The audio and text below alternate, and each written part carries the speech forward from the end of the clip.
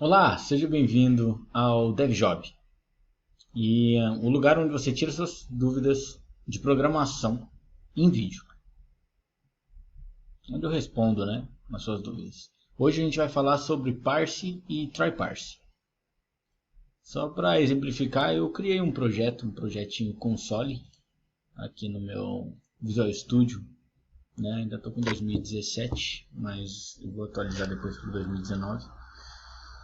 E nele eu vou mostrar para vocês aqui pelo Console Application, fazendo um debug para mostrar para vocês como funciona o parse e o try-parse e a diferença entre os dois. Primeiramente, o parse ele é uma maneira mais simples, A gente pode colocar aqui para a criação dele, você coloca aqui um valor, aqui, um valor, aí você quer jogar algum valor dentro dessa minha variável, E você joga um int, você pode colocar decimal, ponto try-parse, não ponto parse, pode pôr um int, ponto parse, mas eu vou trabalhar só com int, então porque pelo primeiro você já consegue ter uma ideia, E aqui eu vou colocar uma string, sempre tem que passar string para eles fazerem essa conversão. Se eu passar uma string como essa daqui, ó, x, 1, 2, 3, que seja isso, Vou jogar também aqui um try para a gente. Apertei tab duas vezes, aí ele já cria isso, Só para mostrar para vocês, você escreve try para colocar um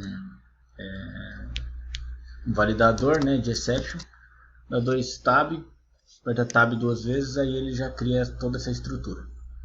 Eu vou jogar esses objetos aqui para dentro. Dei Ctrl X e Ctrl V para ele cortar e colar. E aqui você passa o int. Eu estou passando o int. Se eu passar como parse, o que acontece? Ele executa a exception, certo? Então a gente já pode verificar. Vou colocar um breakpoint aqui para vocês verem mais ou menos como funciona.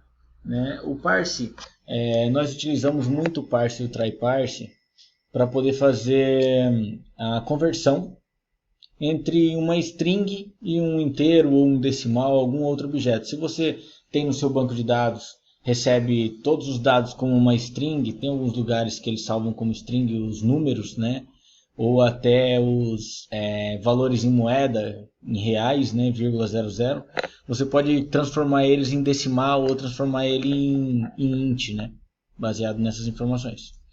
Então, por isso é utilizado o parse ou o try-parse. No caso do parse, essa é a forma de utilizar ele. Eu vou dar um executar aqui para vocês verem como fica. Para ele fazer um debug, pus um breakpoint clicando aqui.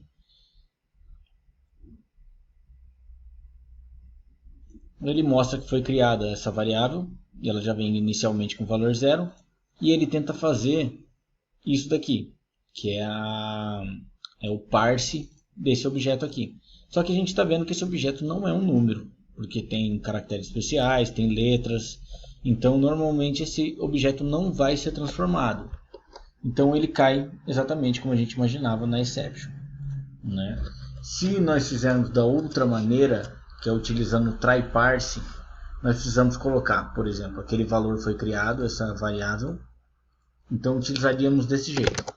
If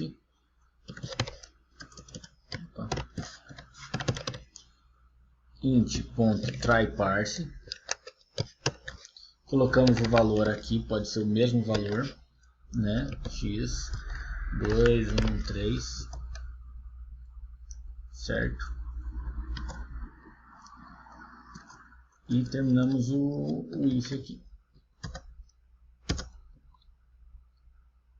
E colocamos também, falta um parâmetro aqui, que é a saída. A saída vai ser do tipo valor, certo? Tem que ser uma variável desse mesmo tipo. E tem que ter um out aqui, que é uma variável de saída. Vou colocar aqui valor igual a 1, por exemplo. Só para a gente poder pegar o breakpoint. Aperta F9 para colocar o breakpoint. Continuar aqui e dar um start novamente. No caso eu vou passar direto isso daqui, né? Porque a gente já viu que ele não, aqui ele daria um exception. Então eu coloquei esse try parse dessa maneira. Quando colocamos o try parse dessa maneira, ele faz o que? Ele já executa esse try, como se fosse um try aqui, né? Só que ele executa para verificar se essa conversão vai dar certo. Se ela der certo, ele põe o valor aqui dentro. Se não, ele continua com o valor 0, o valor inicial da variável. Você der um F10 e vê o valor, ele está com o valor 0 e nem entrou aqui. Entendeu? Normalmente nós colocamos esse if para poder verificar, mas poderia ser utilizado com aquele if ternário, né? Mas não vem ao caso. A grande diferença entre o parse e o try parse é que para esse parse nós utilizamos o try, porque ele normalmente, se der um problema, ele vai para exception. E o try parse, ele já não vai para exception, ele entra de acordo com o if que você definiu. Isso daqui é como que eu posso dizer, um método booleano, né? Se colocarmos um parênteses aqui só para verificar o resultado, ó. Ele é do tipo bool, você consegue verificar aqui, ó, tipo bool dele, né? Então, sempre que você colocar, ele espera que o resultado seja um verdadeiro ou falso. Por isso eu coloquei dentro do if. Você poderia colocar em qualquer outro lugar também para dar um resultado que está tudo certo, ou caso tiver vazio, caso isso aqui for falso, né? Se isso aqui for falso, você quer que dê uma exception, aí você pode executar uma exception, né? E assim por diante. Uma outra diferença que tem entre o parse e o try parse, a gente pode verificar com relação à performance, né? O parse ele tende a ser um pouco mais rápido, só que só se você tiver todos os valores válidos. Se você quer usar o parse, por exemplo, dentro de uma exception para poder pegar algum valor e tal, alguma coisa do tipo. Não aconselho. Eu aconselho sempre usar o try parse, porque o try parse, ele, como não entra em exception, só de você entrar nesse catch da exception, você vai consumir muito mais memória do que se você não utilizasse, né? Se você utilizar o try parse acaba sendo sempre muito mais rápido. Então, basicamente, das maiores diferenças entre um e o outro são essas. Acredito que você vai usar sempre o try parse. Por exemplo, se você quer verificar, por exemplo, uma variável vazia, né? E quer transformar sempre que tiver vazio em 0, você pode colocar esse mesmo try parse que eu coloquei, por exemplo, int.tryparse, e concatenar um 0 à esquerda, entendeu? Um 0 à esquerda e aqui sua variável. Vou criar a variável aqui, uma string, né? Vou colocar essa variável como vazio. Se você colocar ela como vazio, ou se ela vier de algum lugar como vazio, o que acontece é que quando ele passar por aqui, né?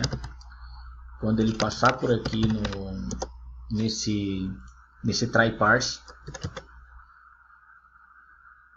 vou ver só o que está dando de erro aqui, de try parse. Tá. Esqueci de concatenar, né? Aqui quando você passa nesse if e a variável veio vazia ou veio nulo, né? Você pode pôr um toString aqui caso ele venha como nothing, né? Não é como nothing não, né? Caso ele venha vazio, se esse valor vier vazio aqui, você atribui 0. Então a saída sempre vai ser uma saída válida, entendeu? Mesmo que seja vazio e mesmo que seja vazio ou um número, né? Então ele vai ser válido e ele vai entrar nesse if. Entrando ou não no if, ele vai jogar dentro desse valor aqui. Beleza? Então eu acredito que com isso a gente pode passar como utilizar certinho o try parse.